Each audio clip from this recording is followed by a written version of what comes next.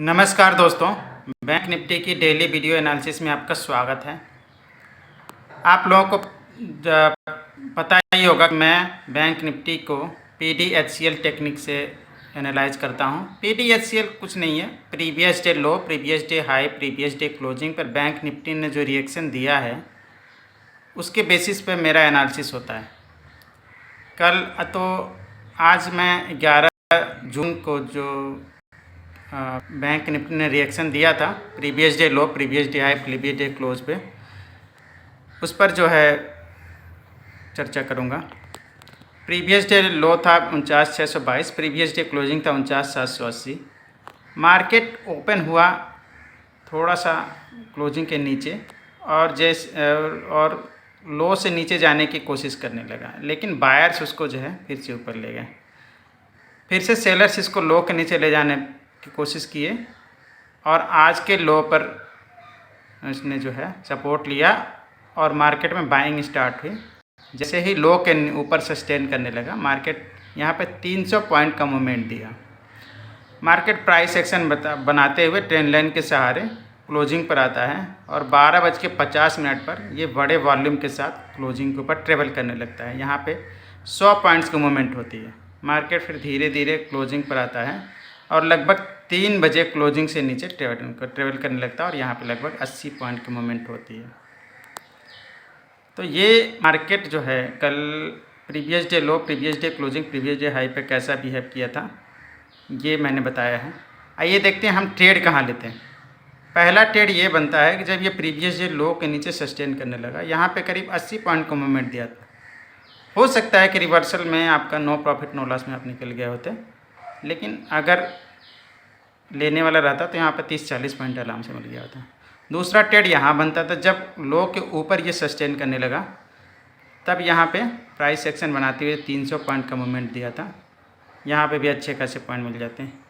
तीसरा ट्रेड यहाँ पे बन रहा था जब ये क्लोजिंग के ऊपर हाई वॉल्यूम से ट्रेड करने लगा, तो यहाँ पे 100 पॉइंट का मूवमेंट हो जाता। चौथा ट्रेड हमारा जाते जाते शाम को 3 बजे 80 पॉइंट के मूवमेंट के साथ दिया है।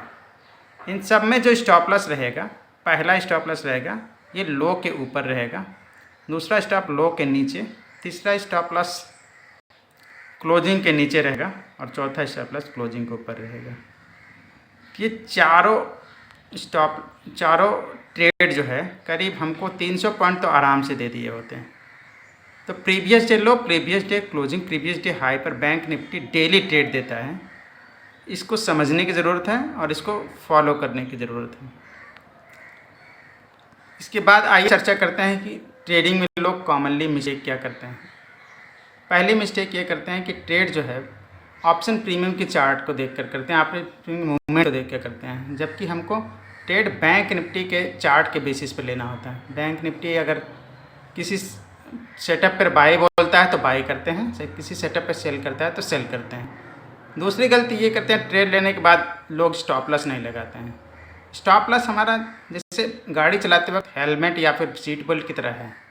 पहले हम हेलमेट सीट पर लगाते हैं तभी गाड़ी स्टार्ट शुरू करते हैं। इसलिए ऐसे ही ट्रेड में ट्रेड लेने के तुरंत बाद स्टॉप लॉस लगाइए, स्टॉप लॉस लगा के छोड़ दीजिए।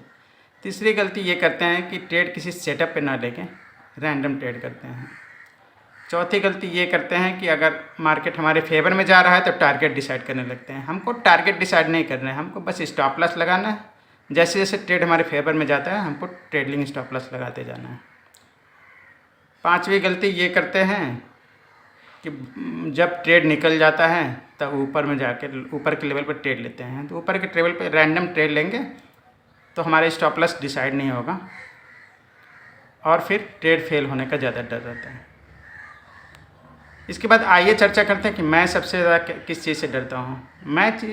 पहली चीज़ मैं इस चीज़ से डरता हूँ कि अगर मैंने ट्रेड लिया है तो कहीं मेरे साथ ये गलती ना हो जाए कि मैं स्टॉप लॉस ना लगाऊँ, क्योंकि ये अगर हेलमेट लगाए बिना गाड़ी चलाएंगे तो गाड़ी के क्रैश होने का खतरा, मतलब खुद का चोट लगने का खतरा ज़्यादा रहता है।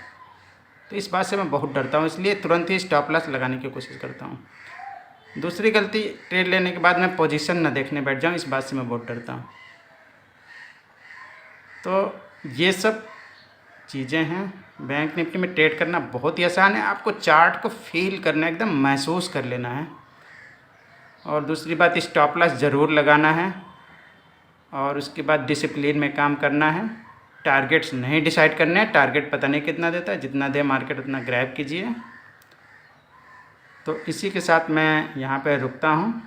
कल मैं एक और वीडियो के साथ आऊँगा, प्रीवियस डे लो, previous day high, previous day closing पर बैंक निफ्टी ने क्या रिएक्ट किया है उसके साथ। थैंक यू, जय हिंद।